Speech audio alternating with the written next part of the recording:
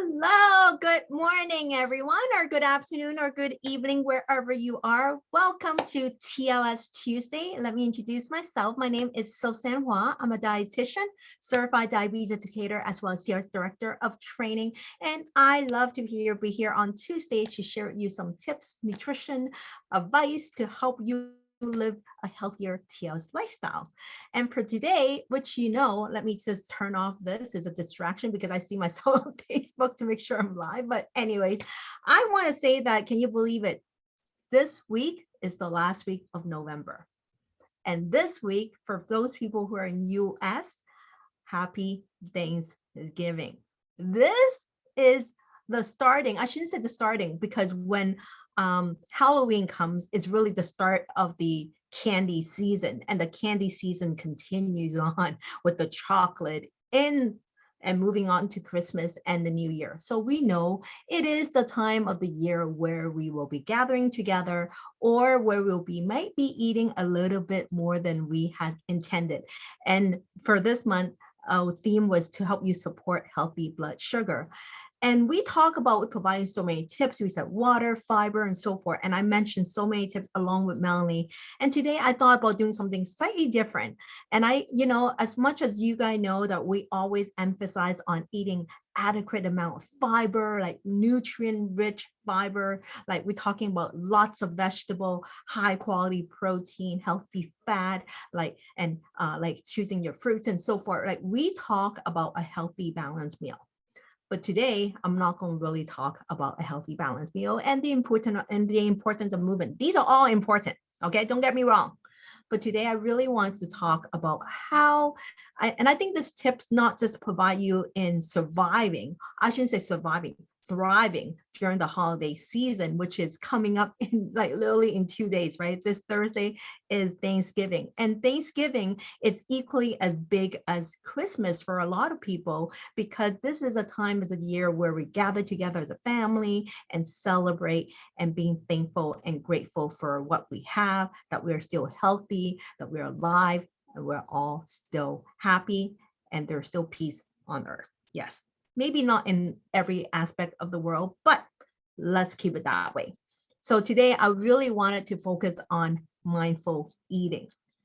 As you know, I like to talk about mindful eating quite a bit because I think in life, we set so many rules that somehow the mindful eating got lost in translation. And we should have rules to a certain degree. That's how life is. When you go to school, there's rules that you follow, right? And when you go work, there's certain rules that you follow as well, right? However, but when the rules become overpowering, that you lose your sense of what we call intuitive feeling or intuitive thinking, or what we know as intuitive eating, then it loses the value of the rules.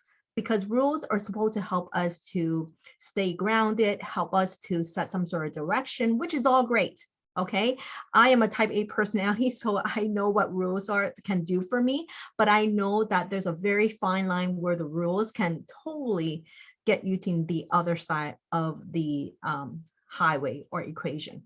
Do you agree with me, right? How many people love rules, but how many people hate rules at the same time? I think rules are like computer, like the love-hate relationship. We cannot live without a computer or a laptop or internet nowadays. But at the same time, as we know what a source of distraction our internet can play in our life, where it can add a lot of unnecessary stress. Does everyone agree? So that's why I often say that our internet or computer or laptop is a love-hate relationship. I cannot live without that.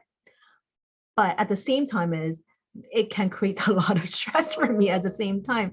And for that, that's why I wanted to talk about mindful eating, because when we set so many rules, it also negates a very basic factor, is mindful eating. And I want to share some tips to help you navigate during this holiday season, not in terms of, okay, let's eat lots of vegetable. And I can tell you all that, but in the end, it goes back to how you feel, right? Because there's no one way, because we're all different. We all we all, how is it, we all different, we all have different goals, we have different personality. But I think this mindful eating that I'm about to share with you, I think it applies to everyone, and I think it will work very well, and I would love for you to give it a try. And this is how I often say it: if you know the holiday is coming, and you know every year holiday is a very challenging time for you, from stressful eating to maybe eating way too much, or who go and do the binge eating, which obviously I don't want that to happen to you. And I want this year to be different. And how do we being different is not setting more rules. Because I often say, if rules work so well, why would we need to set more rules? Or if rules work so well, why does people go to this vicious cycle of binge eating, restrictive eating, binge eating, restrictive eating? Isn't it true? The more we tell ourselves not to eat certain food, the more we want certain food. I'm telling you, I'm not an ice cream person. I don't really care about ice cream. But if I were to tell myself from now on, no more ice cream, guess what I want tonight? Ice cream. So I never set those rules, that never, ever, ever. Because when you set that, you are setting yourself to binge.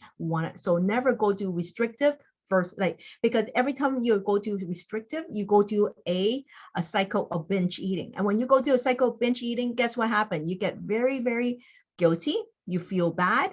And when you feel bad, you go back to what you know, restrictive eating, and the cycle repeats. So I don't want that for you. I want you to learn how to do or to apply mindful eating. And so that every year during the holiday, you can navigate through this holiday eating with mindfulness. And for that, I'm going to give you 6 tips to help you out. Number 1 is for you to I guess before number 1, I really want to say that eating need to give you joy and satisfaction. If eating doesn't give you joy and satisfaction, then you're often looking for elsewhere to give you that satisfaction and joy. And food is meant to be celebrated, right? But celebration does not only evolve around food, surrounded by people that you care, having fun, those precious moments, right? Are equally as special as preparing the special dishes that are in your family tradition, right? Food is part of it, but food is not the only thing that during the holiday season. If you ask a kid what's those special holiday season, their answer to you is getting gifts, right? If you ask an adult, it may be food. So special for different reasons. So I often say food is just one part of it. Opening gift, buying gifts is another part of it, but it's not everything. So I want to say that we have gone to a society where we become too many rules.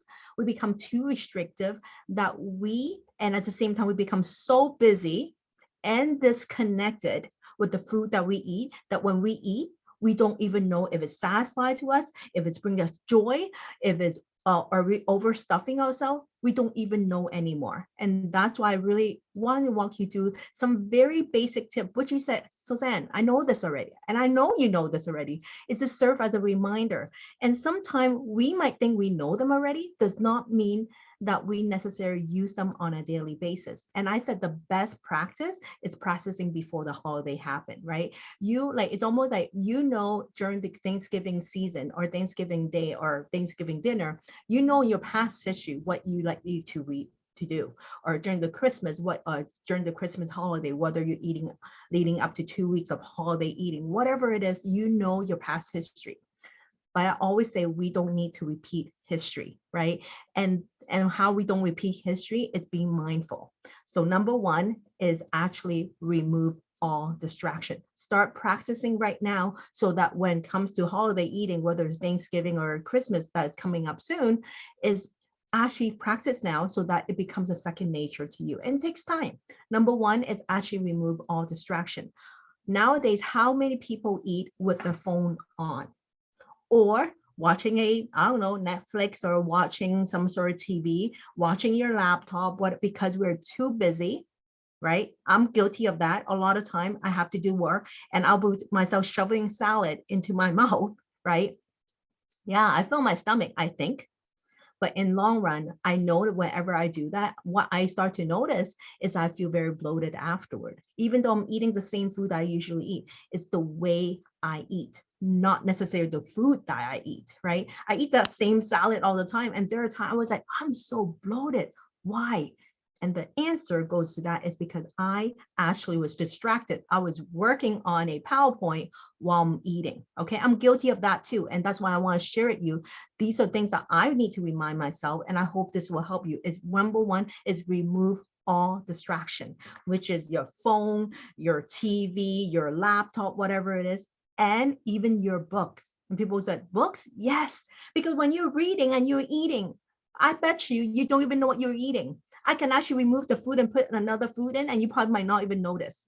So reading is still a source of distraction, whether that's reading a book, whether that's reading self-development book, whether that is reading your newspaper, remove all distraction. Number two, physically look at your food.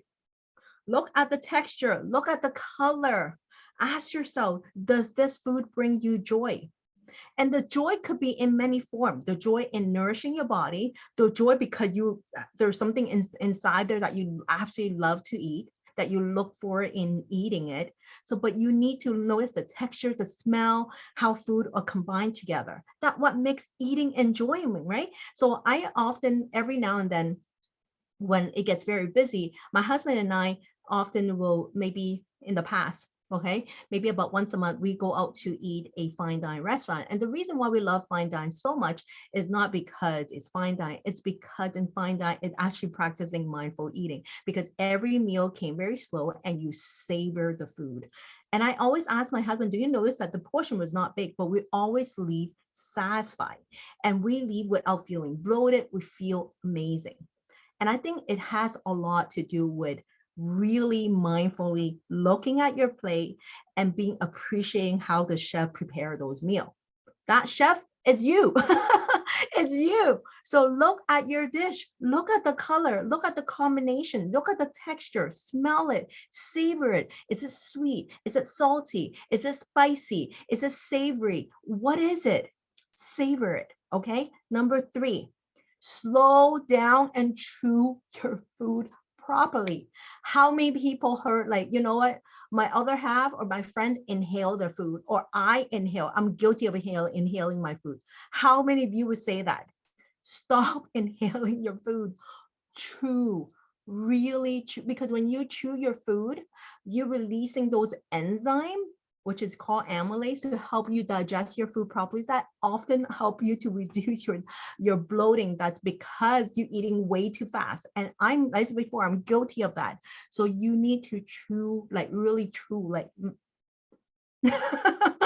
so that you really get to savor it. Okay, eat slowly. And that means, what do? It's actually, so if you're the type of person that you cannot help it, this is what I would suggest for you to do. I sometimes joke with my clients. I said, if you're not Asian, try to eat with a chopstick. It will slow you down for sure. And if you're Asian, you master a chopstick, that will not work for you. Is every time you take a bite, leave it down. Take a bite, leave it down. Leave a bite, leave it down. If you're not ready for using chopstick for non-Asian, you can always take a forkful of food, put your fork down, chew it, savor it, see how it tastes, see how it's satisfying to you, see how it nourishes your body. Like, really picture that. Then take another bite, slow it down, because we all know for a fact that the body takes 20 minutes to process the brain to process, to let you know that I'm full. But when you inhale your food, your brain did not even have a chance to let you know, hey, Suzanne, you're full, stop. Before you know it, you overate. So try to slow down. And this is one way, like, it's easy to say slow down, but let's practice it by literally put down your fork or put down your chopstick. And if you want to take the challenge, as before, for non-Asian, try eating with a chopstick. For Asian, sometimes I say, put your fork down, put your chopstick down, or eat with your left hand and see how it is. And you'll be surprised that eating this amount of food, you are totally satisfied and you are being so mindful and you enjoy your meals so much more. Number five, okay, sorry, number three, number four, check with your emotion while you're eating. So when you're eating, how do you feel? Do you feel rushed? Do you feel stressed? Were you emotional? Sometimes people didn't realize that when they're eating at that time, how they feel. Some people might be having a very stressful meeting. Then after stressful meetings, okay, lunchtime, they start eating. They didn't realize that they're eating their emotion, right? Or maybe you were upset with something. You had an argument, a heated argument. You were eating. You might be very upset, and you may know before you were eating all those emotions. Check with your emotion. How are you feeling then? Do you feel rushed? Sometimes I have to say, for myself, I feel rushed. So when I eat, I feel rushed. I notice a huge difference. For me, the number one difference is that I feel bloated afterward. And when I feel bloated, how do you know when you feel bloated? Is that you wear those fitting jeans, and when you feel bloated, you know how you feel. And I knew it was not the portion I was eating. I was eating the same portion because because I'm a creature of habit. I make the same food again for my lunch because it makes it simple for me. But how come I feel so bloated is because I get very rushed. I eat fast, right? So check with your emotion. Number 5, check with your fullness. How do you feel? Maybe today is one of those days that you're not too hungry. Then if that's the case, no one said that you have to finish your plate before pushing it away, right? I know as Asian, my mom always say, unless you clear out your bowl or finish eating your bowl of rice, you cannot leave the table. I was told as a kid. And I remember growing up thinking it's such a waste for me to not finish up my rice. Then I learned that I need to listen to my body. So now when I'm full, I push it out. Okay. And I even tell my kids right now, I want to instill mindful eating my kids. So when my kids eat to a certain point where they couldn't finish the rice, I said, that's no problem. You can walk away. You don't need to finish it all, because I don't want to instill this mindset that you need to finish your plate so that you feel full, because that's not true. Because our hunger cue varies. Maybe today we're very active. Maybe we feel more hungry. We want to eat a little bit more. Maybe today we're not as hungry because we go through ups and downs, right? We're all human. It's not exactly the same. We're not robotic, right? It's not exactly the same amount that makes us feel full. Maybe we need a little more. Maybe we need a little bit less, but check your fullness. Don't assume. Okay. And last but not least is to sit down, to really find a place to sit down and eat. How many people eat over the kitchen counter, right? Especially when they're rushed, they naturally hold the phone, right? And they start eating. Don't eat. Find a designated area to eat, right? Obviously, the natural designated area could be your kitchen table, right? Or if you want to eat at your kitchen counter, yes, it's fine. You can have those, tall stool and you can start sitting there and eat it. That's fine. But have a designated and sit down to eat, because when you stand, we all know that when we stand, it's always fast eating, because no one stands for 20 minutes to eat. Isn't it true? Like if you were to go out to maybe like, I don't know, like when I travel to Asia, a lot of places when I stand, I knew that restaurant is a fast in and out, right? Standing place to eat is never meant for you to chit chat and really enjoy your food. It's pretty much in, fill your stomach, leave. So it's a quick. So it already registered as psychology wise. We know that when we stand, it's eating fast to go. But that's the opposite of mindful eating. So sit down and eat. I'm hoping that these may sound very simple. It may sound very common sense, but sometimes we kind of got diluted because we got so busy with all the rules, trying to remember all the rules, that we forgot the most basic of mindful eating. So I hope this helped you. Let me remind you with those 6 tips I share. Number 1 is remove all distraction. Number 2, physically look at your food and see how it looks, how it tastes, savor it. Number 3, slow down and really chewing your food. Your teeth are there for a reason, to help you enjoy the food, right? Number 4, check with your emotion while you're eating. Number 5, check with your fullness while you're eating. Does no one say you have to clear the plate before you leave the table? And number 6, do sit down when you eat. You'll be surprised that these 6 simple tips may sound very simple. It's in fact very effective to help you navigate through this holiday eating. And for that, I want to say happy holiday, happy Thanksgiving. I actually have 4 recipes that are on our TL's blog that I'm going to put a link right here so you can enjoy. It includes I have the soup in there. I have a chicken. I also have dessert, and I have better than regular stuffing. Okay, so it has no bread stuffing. It's one of my go-to because I'm a fan of stuffing, and this is one of those stuffing when I eat, it tastes so amazing. It doesn't leave me stuffed and bloated, and it's one of my favorite recipes. So hope you enjoy it. I will put the link in this Facebook Live right there so that you get to enjoy it and make it for your family, and let me know how much you like it. I would love to hear from you. And until then, happy Thanksgiving, and I will see you next time. Bye, everyone.